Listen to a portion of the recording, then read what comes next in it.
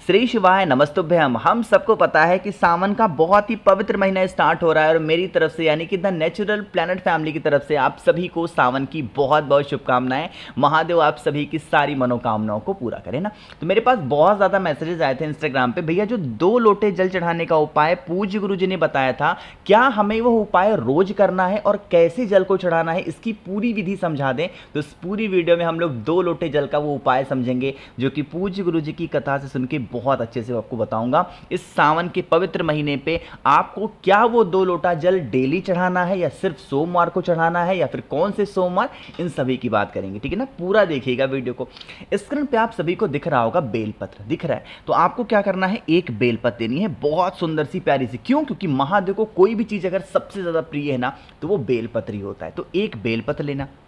साथ ही साथ हमने बात क्या किया है, 2 लोटे जल का। तो जरूरी नहीं है कि आपके पास में अगर तांबे का 2 लोटा नहीं है तो उपाय ही ना कर पाओ, नहीं, आप कोई सा भी 2 पात्र ले सकते हो, स्टील का हो चाहे ग्लास ले लो, कटोरी ले लो, थाली ले लो, कोई से भी 2 पात्र में जल भरेंगे, एक बेलपत्र लेंगे और पहुंचना महादेव के शिवलिंग के पास में। यहीं पे आपको नियम समझा दे रहा हूं, बहुत ध्यान से सुनिएगा, ठीक है।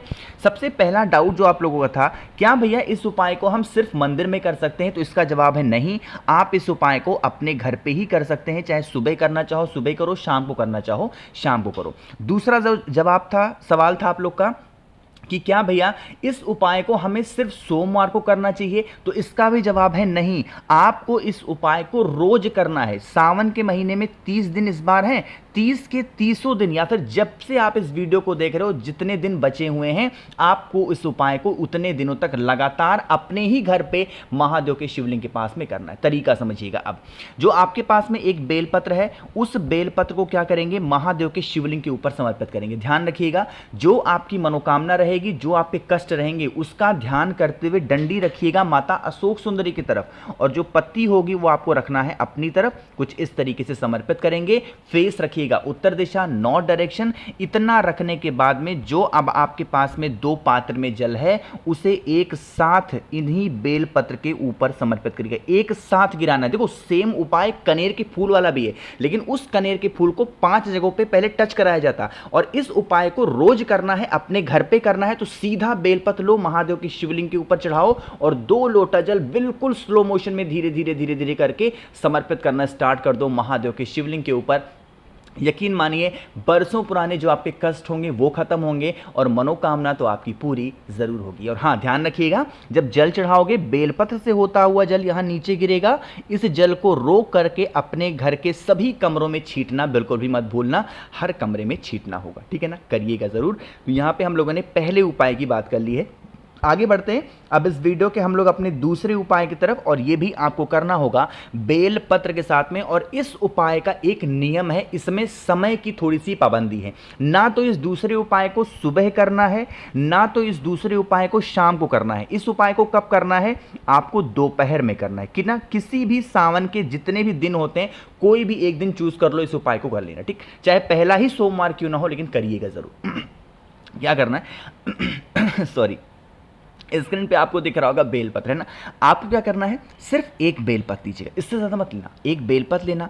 अब यहाँ पे ज़रूरत होगी हमको इस तरीके से दूध की। बात कर लेते हैं कि सबसे पहले भैया इस उपाय के फ़ायदे समझा दो। जैसे मान लीजिए कि आपके घर में निगेटिव एनर्जी है क्या, और निगेटिव एनर्जी के होने की वजह से घर में धन की कमी रहती है, संपदा की बहुत कमी रहती है, घर में लड़ाइयाँ हमेशा होती रहती हैं, घर में व्यापार नहीं बढ़ता है, प्रेम ही घर में नहीं है, क्रोध लड़ाई झगड़े होते हैं। तो आपको क्या करना है, जो मैंने आपको एक बेलपत्र दिखाया, आपको जो दूध लेना है उस दूध के अंदर उस बेलपत्र को डाल देना। ध्यान रखिएगा, जो दूध लेना है वो गौ माता का दूध होना चाहिए, इस चीज़ का विशेष ध्यान देंगे, ठीक है ना। दूध के अंदर क्या किया आपने, बेलपत्र को डालना। अब बेलपत्र डालने के बाद में इस दूध की कटोरी को उठाना और कुंदकेश्वर महादेव, फिर से बोल रहा हूं, नाम को नोट करेंगे, कौन से महादेव, कुंदकेश्वर महादेव के नाम से पूरे कमरे में जितने भी रूम्स हो आपके घर में सभी कमरों में घूम लेना। कब घूमोगे, दोपहर में 12 बजे, पूरे सावन के महीने में किसी भी एक दिन दोपहर में 12 बजे घूमना।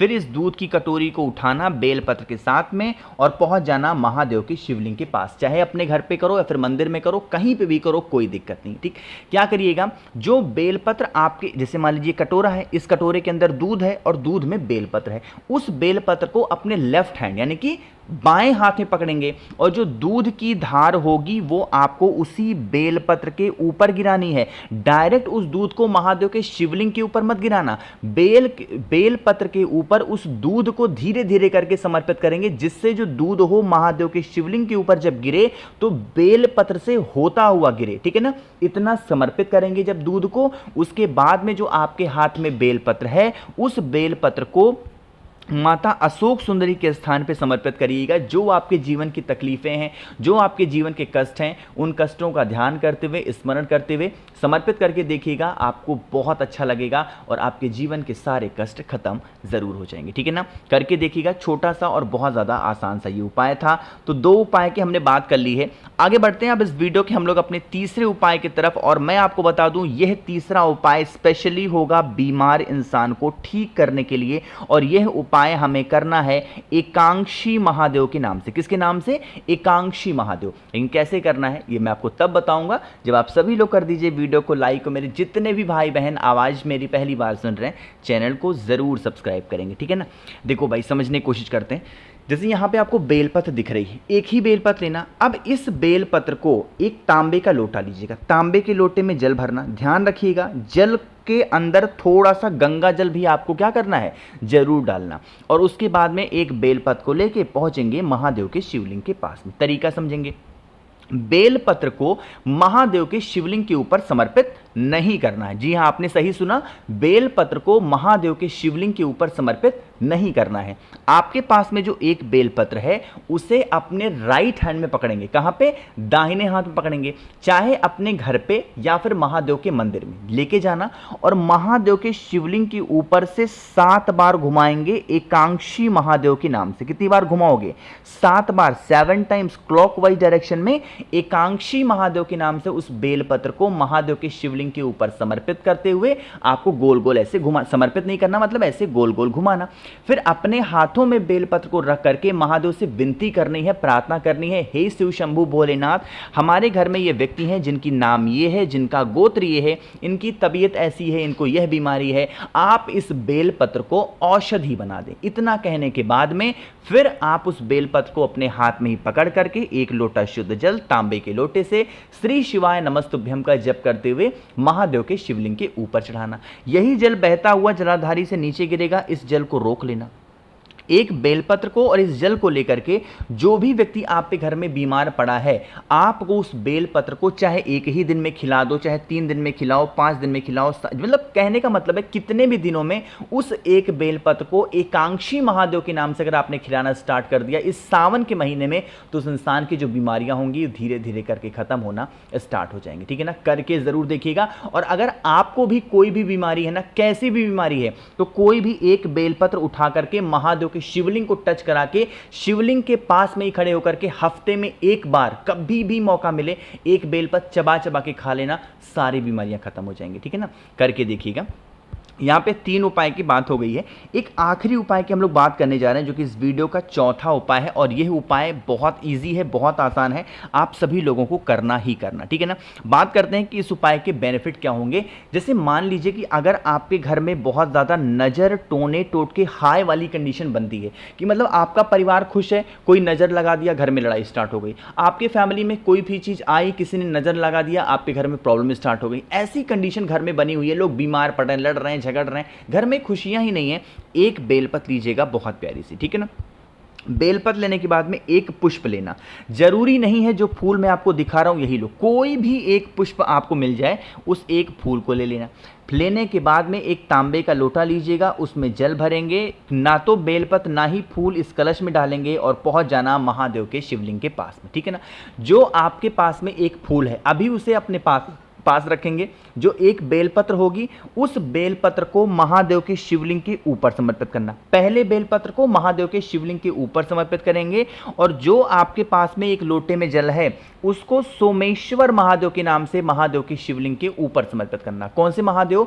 सोमेश्वर महादेव के नाम से महादेव के शिवलिंग के ऊपर जल समर्पित करेंगे। अब आपके पास में एक क्या है? पुष्प है, कोई सा भी। जल चढ़ाने के बाद में जो इंसान घर में आपके प्रॉब्लम में है उस इंसान का नाम और गोत्र बोल के उस सफेद पुष्प को उसी बेलपत्र के ऊपर समर्पित करके और फिर आप अपने घर की तरफ चले जाना।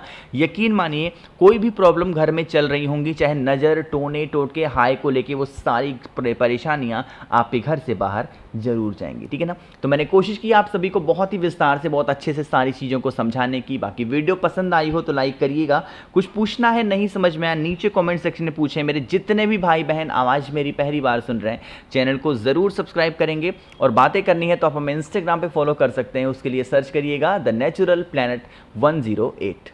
श्री शिवाय नमस्तुभ्यम।